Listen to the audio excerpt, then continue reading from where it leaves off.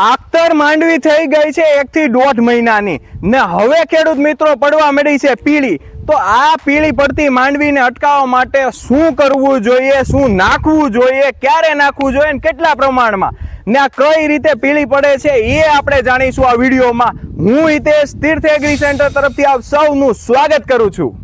તમે જોઈ રહ્યા છો ખેડૂત મિત્રો આપણી પાછળ આ મગફળીના ખેતરમાં માંડવીના છોડ કયા લેવલે પીળા પડી ગયા છે તમે જોઈ રહ્યા છો। તો આ ખેડૂત મિત્રએ એના બીજા ખેતરમાં નજીકમાં તે સિલેટેડ માઇક્રોન્યુટ્રનનો ઉપયોગ કર્યો છે। હવે આપણે એ ખેતરની મુલાકાત લેશું અને રિઝલ્ટ કેવું મળે છે એ ખેડૂત મિત્રને રૂબરૂ વાત કરીને એનો અનુભવ તમારા સુધી શેર કરશું।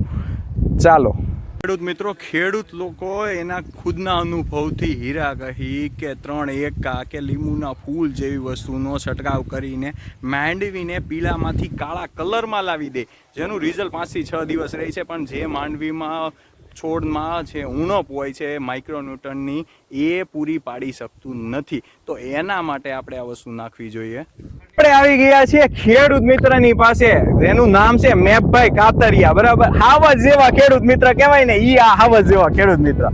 હવે વાત કરીએ આપણે મેપભાઈ અરે કે એને માંડવીમાં કઈ વસ્તુ નાખવાથી એને જે અત્યારે આપણે ઊભા છીએ જોઈ રહ્યા છો ખેડૂત મિત્રો કે આ ફૂલ કલરમાં આવી ગઈ, કાળી મકોડા જેવી માંડવી થઈ ગઈ છે। તો મેપભાઈ વાત કરીએ કે આમાં શું નાખ્યું છે એને।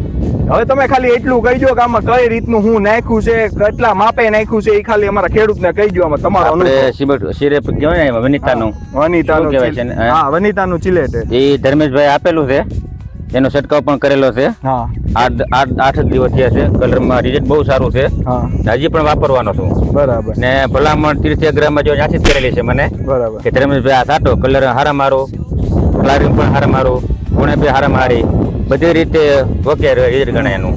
તો એમ કે હજી હું આ દવા હજી બીજા ખેતરમાં છંટકાવ કરવા માંગુ છું એમ। ખેડૂત મિત્રોને પણ ભલામણ છે કે આ દવાનો ઉપયોગ પાવરફુલથી તમે તારે કરો।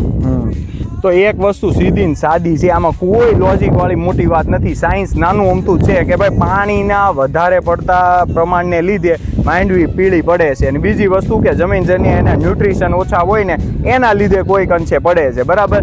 તો આમાં કંઈ મોટી વાત નથી। એક નાની વસ્તુ સમજવાવાળી છે કે કોઈ બી કંપની સારીનું કે ભાઈ એના ચિલેટેડ માઇક્રોન્યુટ્રન બેઝ વસ્તુ હોય એવી છાંટવી। તો આ મેપભાઈએ વનિતાવાળાનું ZNB કરીને જે ચિલેટેડ માઇક્રોન્યુટ્રન આવે છે એનો એને છંટકાવ કર્યો છે। 10 દિવસથી આવી લીલી સમ ઊભી છે ને હજી આ 10-15 દિવસ ખેંચી લે એવું રિઝલ્ટ છે। નવા વિડીયો સાથે નવી માહિતી સાથે જોવા માટે અમારી તીર્થ એગ્રી સેન્ટર ચેનલને લાઈક, શેર અને સબસ્ક્રાઇબ કરો। હજુ સુધી તમે સબસ્ક્રાઇબ ના કર્યું હોય તો બેઠા હુકામ રહો છો ખેડૂત મિત્રો, આ નીચે જે સબસ્ક્રાઇબ બટન છે ને આ ક્લિક કરો અને સબસ્ક્રાઇબ કરો। રાધે રાધે।